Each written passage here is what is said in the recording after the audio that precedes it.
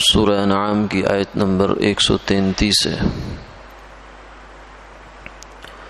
اعوذ باللہ من الشیطان الرجیم، بسم اللہ الرحمن الرحیم۔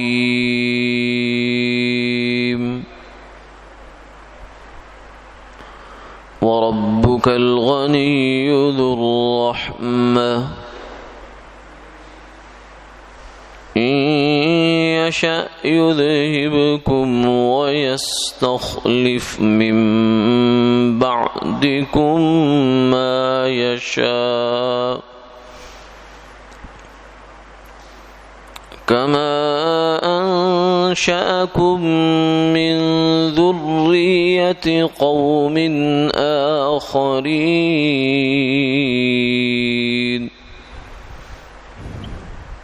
إِنَّمَا تُوعَدُونَ لَآتٍ وَمَا أَنتُم بِمُعْجِزِينَ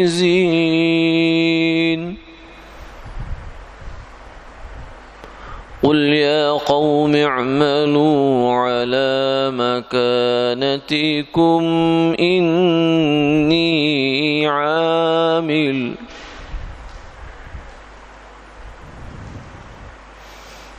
فسوف تعلمون من تكون له عاقبة الدار إنه لا يفلح الظالمون صدق اللہ العظیم۔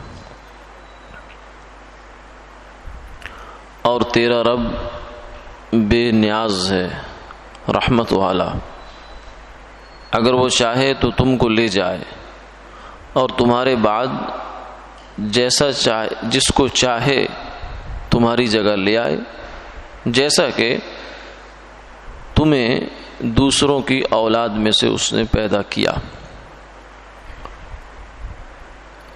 جس چیز کا تمہیں وعدہ دیا جاتا ہے وہ ضرور آنے والی ہے اور تم عاجز نہیں کر سکتے۔ آپ فرما دیجئے کہ اے لوگو، تم کام کرتے رہو اپنی جگہ پر، میں بھی کام کرتا ہوں۔ ان قریب تم جان لوگے کہ کس کو اچھا انجام والا گھر ملتا ہے۔ بالیقین ظالموں کا بھلا نہ ہوگا۔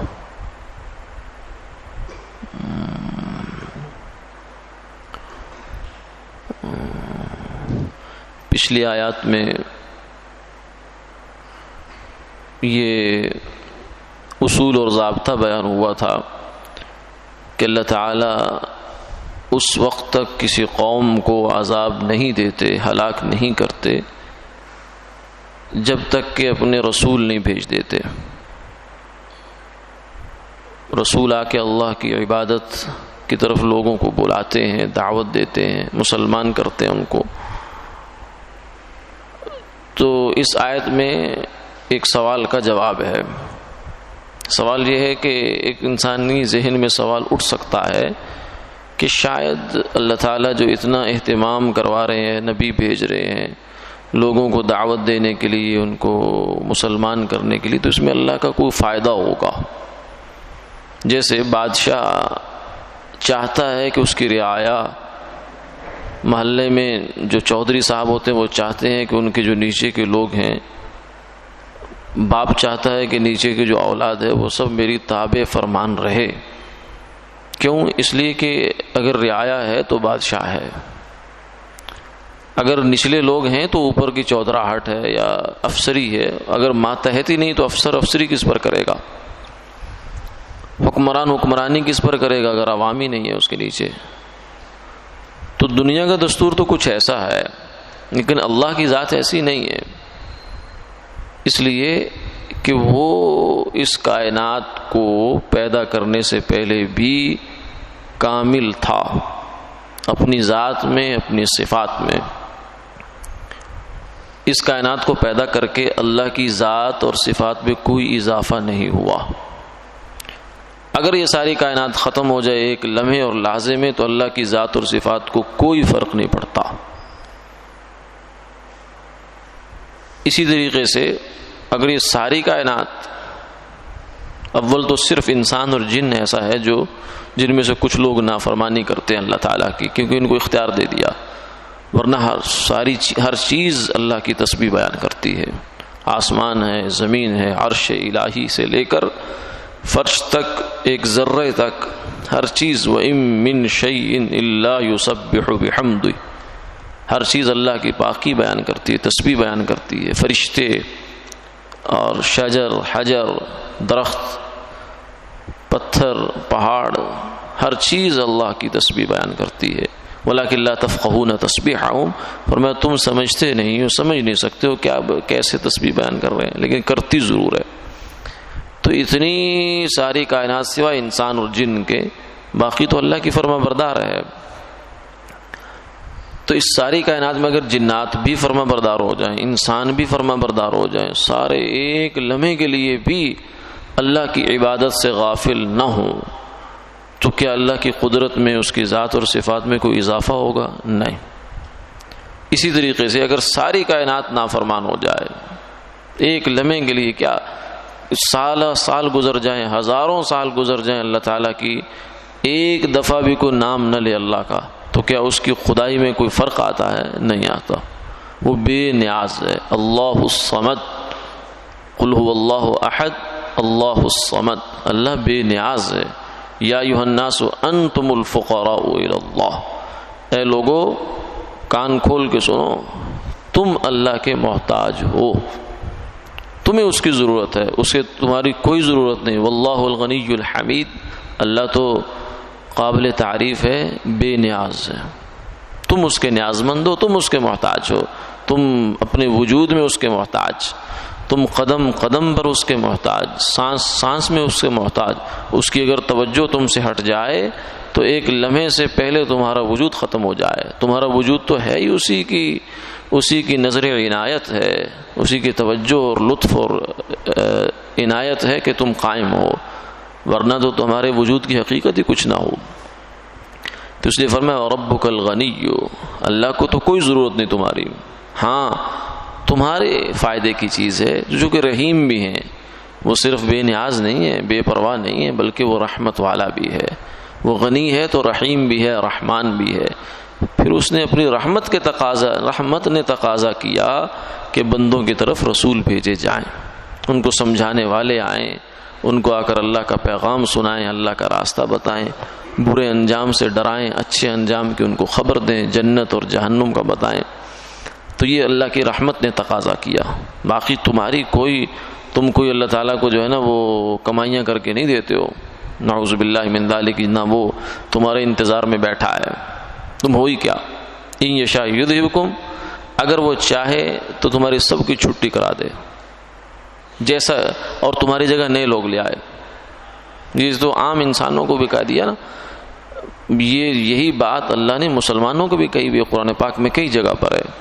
یا ایھا الذین آمنوا من یرتد منکم عن دینہ فسوف یأتی اللہ بقوم یحبهم ویحبونہ، اے ایمان والو تم یہ نہ سمجھنا تم نے اللہ کے دین کو بڑا سہارا دے رکھا ہے، ہم ہیں تو اسلام ہے، ہم ہیں تو دین کا وقار ہے، دین کا عزت ہے، ہمارے دم سے سب کچھ ہے، یہ نہ سمجھنا، کبھی بھی نہ سمجھنا۔ تم چاہے سارے نکل جاؤ، چلے جاؤ، اور تم میں سے جو دین چھوڑ کر چلا جائے گا جائے ہماری بلا سے، فسوف یأتی اللہ، ہم اس کی جگہ ایسی قوم لائیں گے یحبہم ویحبونہ، جس کو اللہ جن سے محبت کرتا ہے اور وہ بھی اللہ سے محبت کریں گے۔ آیا ہوا یہ فتنہ تاتار کے افسانے سے، کعبے کو پاس باں مل گئے صنم خانے سے، تاریخ نے دیکھا ہے، اور تو بے شمار مثالیں پیچھے بھی ہوئی ہیں، لیکن یہ مثال تو تاریخ نے آپ کو دکھائی ہے۔ وہ تاتاری جو اٹھے تھے وسطی ایشیائی ریاستوں سے، اور انہوں نے عالم اسلام کی اینٹ سے اینٹ بجا دی تھی، بغداد، شام، ہندوستان، یہ وہ فلاں سارے ملک تباہ برباد کر دیے انہوں نے، لیکن انہی کو اللہ نے مسلمان کیا۔ اور پھر انہی کی نسلوں سے آگے جو ہے دین کا اتنا بڑا کام لیا. ہمارے جو مغل سلطنت ہندوستان میں رہی ہے اتنے عرصے تک، وہ سارے وہی یہ تاتاری لوگ تھے. یہ مسلمان کر لیا اللہ تعالیٰ نے. جو دین کو مٹانے آئے تھے وہ خود ہی دین کے پاسبان بن گئے، محافظ بن گئے. تو اللہ تو کام لینے والا ہے، اس لیے ہماری سعادت ہوتی ہے کہ ہم دین کے کام میں استعمال ہو جائیں. اللہ کے دین کے اوپر ہمارا کوئی نہیں ہے. ان تنصر اللہ ینصرکم، ہم اللہ کے دین کی مدد کریں گے، اللہ ہماری مدد کریں گے. گویا کہ اللہ کے دین کی مدد اصل میں اپنی مدد ہوتی ہے، دین کی مدد نہیں ہے. دین تو اللہ کا ہے، وہ محتاج نہیں ہے کسی کا، اپنی مدد ہے. وَإِن تَتَوَلَّوْا يَسْتَبْدِلْ قَوْمًا غَيْرَكُمْ ثُمَّ لَا يَكُونُوا أَمْثَالَكُمْ. اگر تم پھر جاؤ، تم کہو گے نہیں ہم نہیں کرتے کام دین کا، ہم مسلمانی سے ہماری توبہ، تو جاؤ. یستبدل قوما غیرکم، اللہ تمہاری جگہ دوسرے لوگ لے آئیں گے. ثم لا یکونوا امثالکم، وہ تمہارے جیسے نہیں ہوں گے، تم سے بہت بہتر ہوں گے. اس لیے اللہ کے پاس جو خزانے ہیں، اس کے پاس جیسے چیزوں کے خزانے ہیں، ایسے اس کے پاس شخصیات کے بھی خزانے ہیں. یہ نہیں ہے کہ جو بندہ ایک دفعہ ایک صلاحیتیں والا اللہ نے دنیا میں بھیج دیا اس جیسے دوبارہ نہیں بھیج سکتا. اس جیسے ہزار نہیں لاکھ کروڑ بھی پیدا کر سکتا ہے اللہ تعالیٰ. آن کی آن میں ایک گھڑی میں پیدا کر سکتا ہے. تو اس لیے فرمایا کہ اگر وہ چاہے تو تمہاری چھٹی کرا دے اور تمہارے بعد ایسے لوگوں کو لے آئے. جیسے تم خود بھی تو سوچو کہ تم ازل سے ہو، جب سے یہ دنیا بنی ہے کیا ہم ازل سے بیٹھے؟ نہیں، ہمارے پہلے باپ تھے، پھر اس سے پہلے دادا تھے، دادے سے پہلے پردادا، پھر اس سے اگلی، پھر اگلی، پھر اگلی، پھر اگلی نسل. کتنی نسلیں زیر زمین چلی گئی، کتنے لوگ قبرستانوں کو جا کر انہوں نے آباد کیا. تو یہ تو سوچو، کما انشأکم من ذریۃ قوم آخرین، ایسے تم نے بھی نکل جانا ہے، تمہاری جگہ نئے لوگوں نے آ جانا ہے. اس لیے ایک اللہ والے باہر نکلے مسجد سے تو سامنے دیکھا کہ لوگ بچے گلی ڈنڈا کھیل رہے ہیں یا کوئی اور اپنی کھیل تماشے میں لگے ہوئے ہیں. تو وہ کھڑے ہو کے دیکھنے لگ گئے عبرت کی نگاہ سے. فرمانے لگے کہ دیکھو یہ ایک فوج تیار ہو رہی ہے، یہ اللہ میاں کی فوج تیار ہو رہی ہے. یہ کیا کرے گی؟ یہ بوڑھوں کو کہے گی نکلو یہاں سے، ان مکانوں سے نکلو، اب تمہارا وقت پورا ہو گیا، نکل جاؤ. جیسے اسٹیشن پور آتا ہے تو مسافر گاڑی کا ڈبہ چھوڑتا ہے، یہ تو نہیں کہ سارا ادھر بیٹھا رہتا ہے، کیونکہ وقت پورا ہو گیا، اس کا منزل پوری ہوگی، سفر پورا ہو گیا، اب نکلو یہاں سے. تو ایسے ہی یہ فوج جو تیار ہو رہی ہے بچوں کی، یہ اصل میں اپنی ریپلیسمنٹ تیار ہوتی ہے آدمی کی کہ اب ہماری جگہ اس نے لینی ہے. لیکن اللہ کا نظام ایسا ہے کہ آدمی اس کو تیار کرتا ہے، اپنے ہاتھوں سے مانگتا ہے، دعائیں کرتا ہے، پھر اس کو پالتا ہے، پوستا ہے، اور پھر اس کو اپنی جگہ پہ بٹھاتا ہے، بٹھا کر خود نکل جاتا ہے. یہی اس کے ساتھ بھی ہونا ہے، یہی ہمارے ساتھ بھی ہوا. آگے ہماری نسلوں نے ہمارے ساتھ یہی کرنا ہے، پھر ان کے ساتھ ان کی نسلوں نے کرنا ہے، حتیٰ کہ چلتے چلتے چلتے اس کائنات کی بساط لپیٹ دی جائے. آخری جو نسل آئے گی اس کے بعد پھر قیامت کا ڈنکا بجے گا، اور اس سے پہلے پہلے یہ سلسلہ چل رہا ہے. کما انشأکم من ذریۃ قوم آخرین انما توعدون لآتی. اب رہا یہ کہ قیامت یا عذاب، کیونکہ جو عذاب ہے وہ بھی ایک طرح کی قیامت ہے. فرمایا کہ جس چیز کا تم سے وعدہ کیا جا رہا ہے، مشرکین مکہ سے کہا دیکھو وہ آ کر رہے گی. یہ نہ سمجھنا کہ ہم اللہ تعالیٰ لا نہیں سکتا یا ہم بڑے طاقتور ہو گئے، بڑے قوت والے ہو گئے، ہمارے اوپر عذاب آ نہیں سکتا. تم کس باغ کی مولی ہو؟ تم سے پہلے قوموں کے ساتھ کیا نہیں ہوا؟ فرشتے نے پوری بستیوں کو ایک ناخن سے اٹھایا ہے، ایک پر سے اٹھایا ہے، پانی کی تہ تک نیچے لے گیا. جیسے ہم جو ہے وہ مٹی کو کسی سے نکالتے ہیں، زمین سے نکال کر پلٹ کر الٹ دیتے ہیں اس کو، تو اس نے پوری بستی اٹھائی اور اٹھا کر نیچے دے ماری. کیونکہ ایک فرشتے کے پاس اتنی طاقت ہے جتنی پورے انسان اور جنات مل جائیں ان کی طاقت ہے. ایک فرشتے کی اتنی طاقت ہے، تو فرشتے آگے کتنے اللہ تعالیٰ کے کس کس وہ اس میں ہیں، تو انسان کیا ہے اس کے سامنے بیچتا ہے. انما توعدون لآت وما انتم بمعجزین. تم اللہ تعالیٰ کو عاجز نہیں کر سکتے ہو، بے بس نہیں کر سکتے ہو، وہ بے بس نہیں، تم بے بس ہو. پھر آگے فرمایا یا قوم اعملوا علی ما. باقی بات یہ ہے کہ اللہ کا ایک نظام ہے، اس کا دستور ہے، اس کا اصول ہے کہ وہ اجل مقرر پر آئے گا جو کچھ آئے گا. تم کہتے ہو ائتنا بعذاب علیم، لے آؤ عذاب. لیکن اللہ جب وقت ہوگا تو لائے گا۔ پچھلی قوموں پر جو عذاب آیا ہے وہ آتا تھا حصی صورت میں۔ قوم لوط کی بستی الٹ دی گئی، قوم شعیب پہ انگارے پڑے، قوم ثمود جو ہے اس پر چیخ کا عذاب آیا، قوم عاد پر ہوا کا عذاب آیا، قوم نوح پر پانی کا عذاب آیا۔ یہ وہ عذاب تھے جن سے ان کی جڑ کاٹ دی گئی، ختم کر دیے گئے دنیا سے۔ لیکن یہ جو آپ صلی اللہ علیہ وسلم کے دشمن تھے مشرکین مکہ، جزیرۃ العرب والے، ان کے اوپر جو عذاب آیا تھا وہ تلواروں کا عذاب تھا۔ قاتلوہم یعذبہم اللہ بایدیکم ویخزہم وینصرکم علیہم، فرمایا ان سے لڑو، ان سے اوپر جہاد کرو، اللہ تمہارے ہاتھوں ان کو عذاب دے رہے ہیں، تم ان پر عذاب بن کر برسو، مسلط کیے گئے۔ تو ایسا ہوا، پھر جنگ بدر میں جو ہے ان کی بنیادی قوت ساری ملیمیٹ ہوگی، ختم ہو گئی۔ اس کے بعد رفتہ رفتہ باقی جگہوں پر بھی یہ چیز ان پر چلتی چلی گئی، تو پھر جس چیز کا وعدہ اللہ نے کیا تھا دنیا میں ہی آ گیا۔ قل یا قوم اعملوا علی مکانتکم انی عامل، اے میری قوم تم بھی اپنی جگہ جو کام کرتے ہو کرتے جاؤ۔ کل کل یعمل علی شاکلتی فربکم اعلم بمن هو اہدی سبیلا، اور فسوف تعلمون من تکون له عاقبۃ الدار، بہت جلد پتہ چل جائے گا، بہت جلد، بہت دیر کی بات نہیں ہے، بہت جلدی پتہ چلے گا کہ کون کامیاب ہوا اور کون ناکام ہوا۔ انہ لا یفلح الظالمون، ظالم تو کبھی کامیاب ہو نہیں سکتے، کامیابی تو آئے گی انہی کے پاس جو حضور کے دامن سے وابستہ ہو گئے۔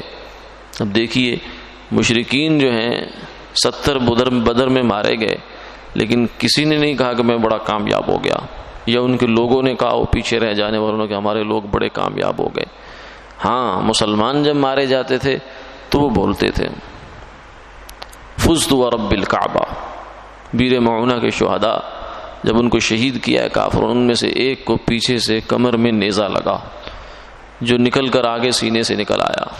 جو یہ نیزہ لگا اور ان کو خون کا فوارہ نکلا تو فوراً انہوں نے ان کی زبان سے یہ نعرہ نکلا فزت برب الکعبہ، رب کعبہ کی قسم میں کامیاب ہو گیا۔ تو یہ ہے ایمان، یہ ہے حقیقت کا مل جانا، اور یہ ہے اصل کامیابی۔ جو خدا کی نافرمان ہے اس کے لیے کامیابی کہاں سے آئی؟ وہ تو جوں اس کی موت کا وقت قریب آتا چلا جاتا ہے اس کے تو حالات ہی بگڑنا شروع ہو جاتے ہیں۔ اس لیے ابو جہل جو تھا، ابو لہب اور ابو جہل اور بھی تو دشمن تھے حضور کے، یہ جنگ بدر میں آنے سے کترا رہے تھے۔ کبھی گھوڑا سوار زین کستے، کبھی چھوڑ دیتے، کبھی پیچھے ہٹتے پھر آگے ہٹتے، کیونکہ جوں ان کے موت کا وقت قریب آ رہا تھا تو یہ ایسے ہی یہ پیچھے ہٹ رہے تھے، کیونکہ آگے جہنم نظر آنا شروع ہو جاتی ہے۔ جو موت قریب آتی ہے اگلا پردے کھلنا شروع ہو جاتے ہیں، اندر ہی اندر انسان کو وجدانی طور پر یہ محسوس ہوتا ہے میرے ساتھ کیا ہونے جا رہا ہے۔ مسلمان کے لیے راحت اور بشارت ہونا شروع ہو جاتی ہے۔